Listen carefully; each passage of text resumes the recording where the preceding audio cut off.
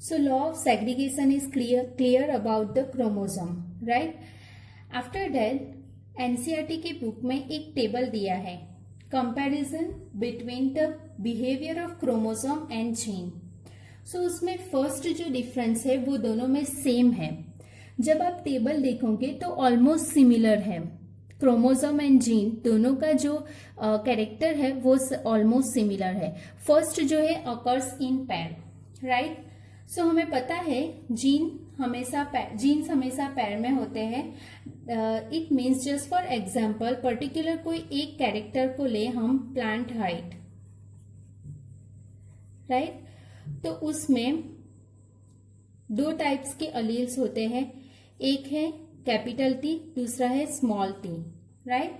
सो particular हर एक character के लिए दो ट्रेट्स होते हैं, dominating and recessive, right?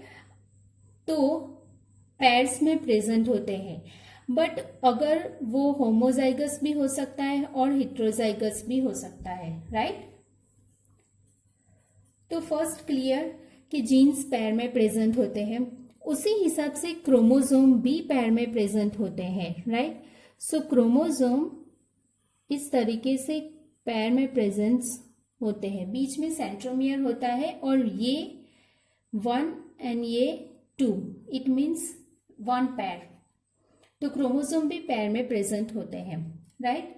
After that the second difference is the segregate at the time of gamete formation such that only one of each pair is transmitted to a gamete. So हमने आगे cell division में देखा यहाँ पे.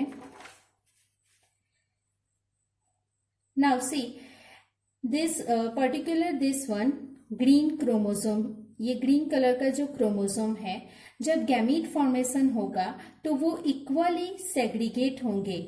यहाँ पे 1 पैर है, तो after segregation 2 daughter cell is present and each possess the one green one, right?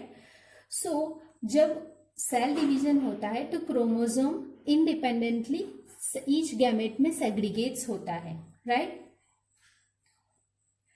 सो उसी हिसाब से क्रोमोसोम के ऊपर जीन प्रेजेंट होता है. जस्ट फॉर एग्जाम्पल कि यहाँ को एक पर्टिकुलर जीन है, तो जब वो ये दोनों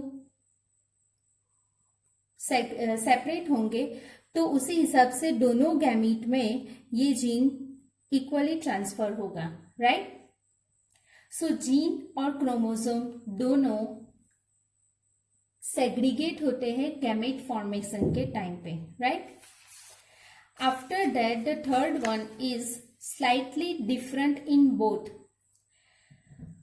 So the first is independent pairs segregate independently of each other, right? And one pair segregate independently of another pair. So book में दिया नहीं है कि कौन सा डिफरेंस किसके बारे में है, कौन सा क्रोमोसोम के बारे में है और कौन सा जीन के बारे में है. Now we understand about the sentence. So independent pairs segregate independently of each other. यहाँ पे pairs की बात की गई है. इट मीन्स कि यहाँ पे क्रोमोसोम की बात की गई है. जस्ट फॉर एग्जाम्पल कि ये एक पैर है क्रोमोसोम की, एग्जाम्पल कि 6 नंबर की क्रोमोसोम की एक पैर है. उसी हिसाब से ये 8 नंबर की क्रोमोसोम की एक पैर है, right? So independent pairs, it means कि एक 6 नंबर की पैर है, एक 8 नंबर की पैर है. Segregate independently of each other. जब सेल डिवीजन होगा, जब गैमीट फॉर्मेशन होगा, तो ये जो 6 नंबर वाली क्रोमोसोम की पैर है और 8 नंबर वाली क्रोमोसोम की पैर है, वो इंडिपेंडेंटली सेग्रीगेट्स होंगे, राइट? तो यहाँ पे ये जो डिफरेंस है वो क्रोमोसोम के बारे में बताया गया है, right? Now one pair segregates independently of another pair.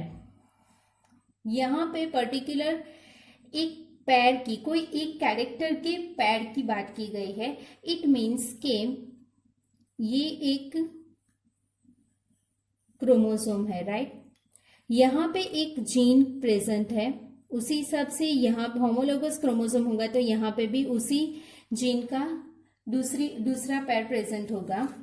तो ये एक जीन है जो यहाँ पे प्रेजेंट है, दूसरा एक जीन है जिसकी पैर यहाँ पे प्रेजेंट है। तो one pair segregate independently of another पैर। इट मीन्स कि यहाँ पे जो पैर है उसका सेग्रीगेशन यहाँ पे जो पैर है उस पर डिपेंड नहीं करता, दोनों पैर का सेग्रीगेशन इंडिपेंडेंटली होगा, राइट। तो ये जीन के बारे में बताया गया है। So it very minor difference, right, in chromosome and gene. So independent pair segregate independently of each other. It means कि क्रोमोसोम की पैर जो इंडिपेंडेंट है तो वो अपने हिसाब से इंडिपेंडेंटली सेग्रीगेट होगा। In case of gene, one pair segregate independently of another pair. It means कि पर्टिकुलर कोई एक क्रोमोसोम को ही ले लो तो कोई एक क्रोमोसोम पे कोई एक जगह पे एक जीन कोई एक कैरेक्टर के लिए एक पैर प्रेजेंट होगी, उसी हिसाब से उसी क्रोमोसोम पे दूसरी जगह पे दूसरे लॉकस पर दूसरी पैर प्रेजेंट होगी कोई पर्टिकुलर एक कैरेक्टर के लिए। तो ये जो दोनों पैर है जो डिफरेंट कैरेक्टर के लिए है वो दोनों सेग्रीगेट होंगी इंडिपेंडेंटली, राइट। सो ये जीन के बारे में है।